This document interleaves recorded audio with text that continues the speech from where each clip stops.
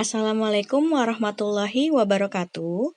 Teman-teman kelas 7, kembali lagi di pelajaran PPKN. Kali ini kita akan melanjutkan pembahasan tentang sejarah penetapan Pancasila sebagai dasar negara.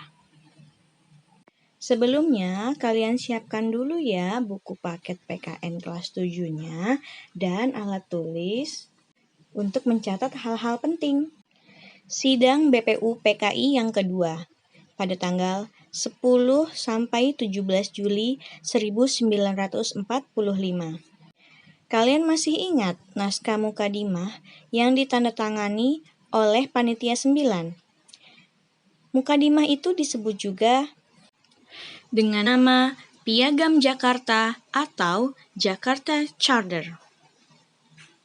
Kemudian, naskah Mukadimah tersebut dibawa ke sidang kedua BPU PKI.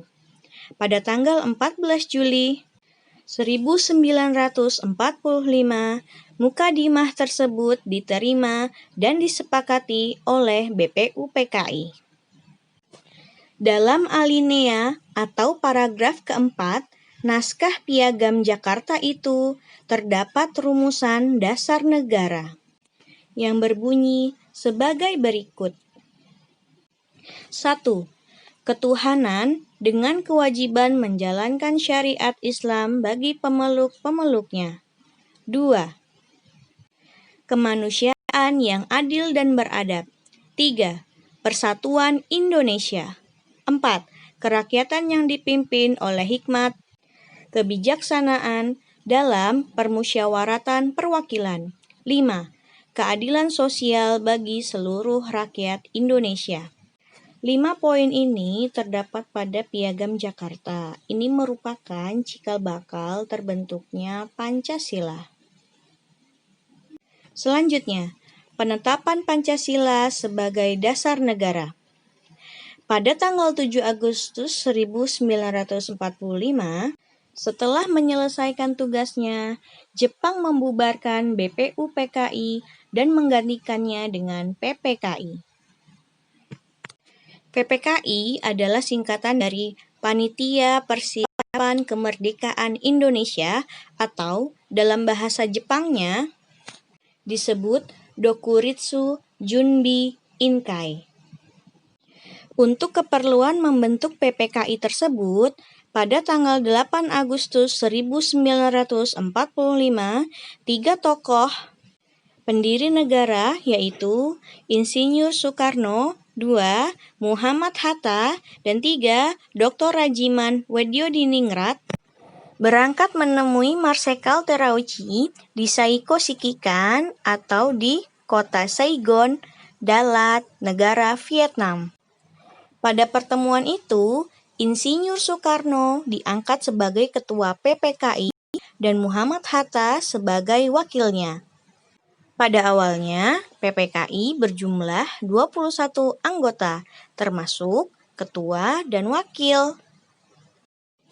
Setelah kembali ke Indonesia pada tanggal 14 Agustus 1945, Insinyur Soekarno mengumumkan bahwa Indonesia akan merdeka secepat mungkin dan bukan dari pemberian dari Jepang, melainkan hasil perjuangan sendiri.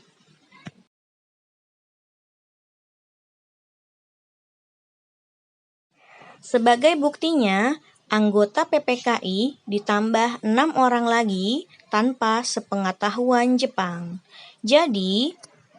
Jadi seluruhnya jumlah anggota PPKI berjumlah 27 orang dan semuanya berasal dari bangsa Indonesia.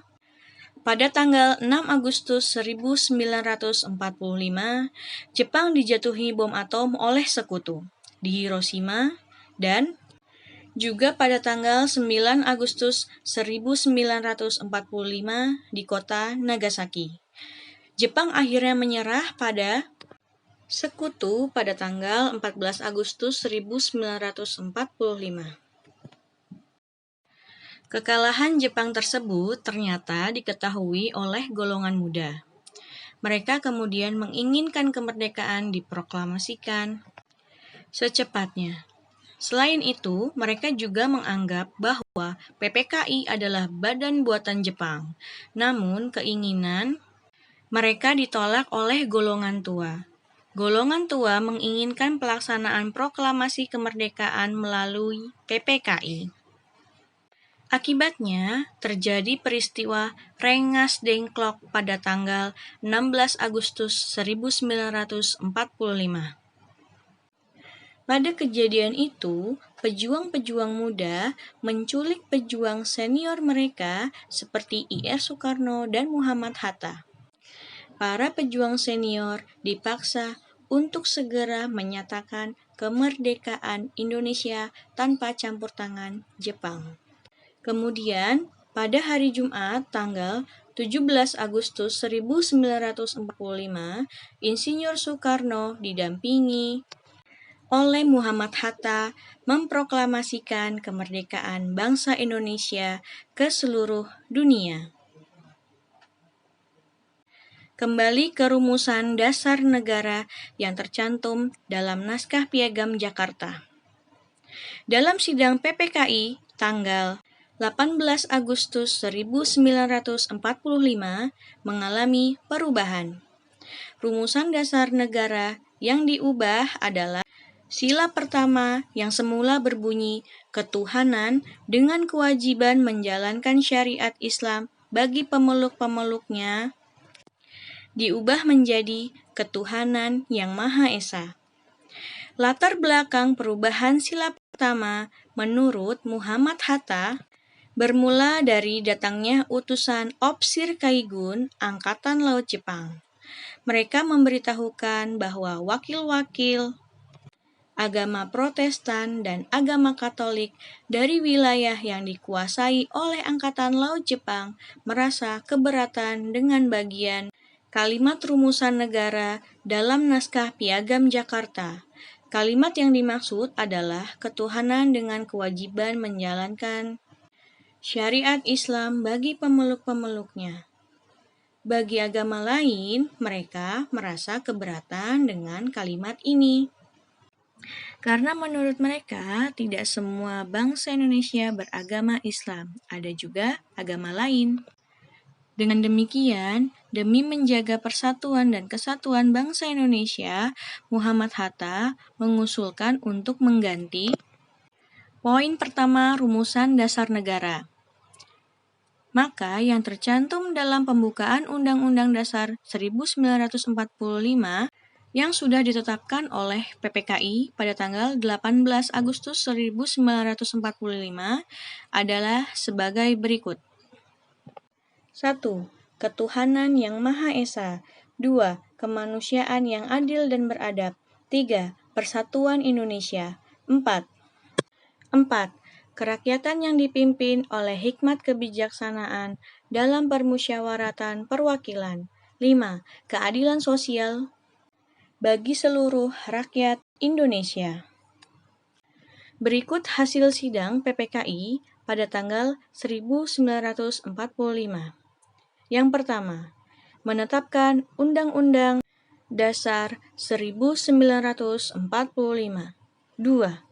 Memilih Presiden dan Wakil Presiden, yaitu Insinyur Soekarno dan Muhammad Hatta. 3. Membentuk Komite Nasional Indonesia Pusat. Salah satu keputusan sidang PPKI adalah mengesahkan Undang-Undang Dasar 1945.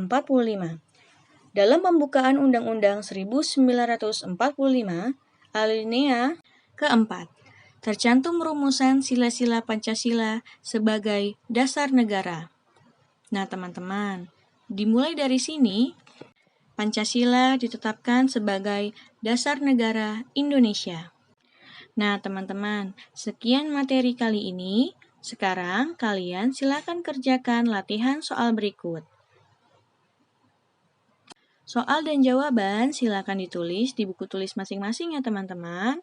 Selamat mengerjakan. Wassalamualaikum warahmatullahi wabarakatuh.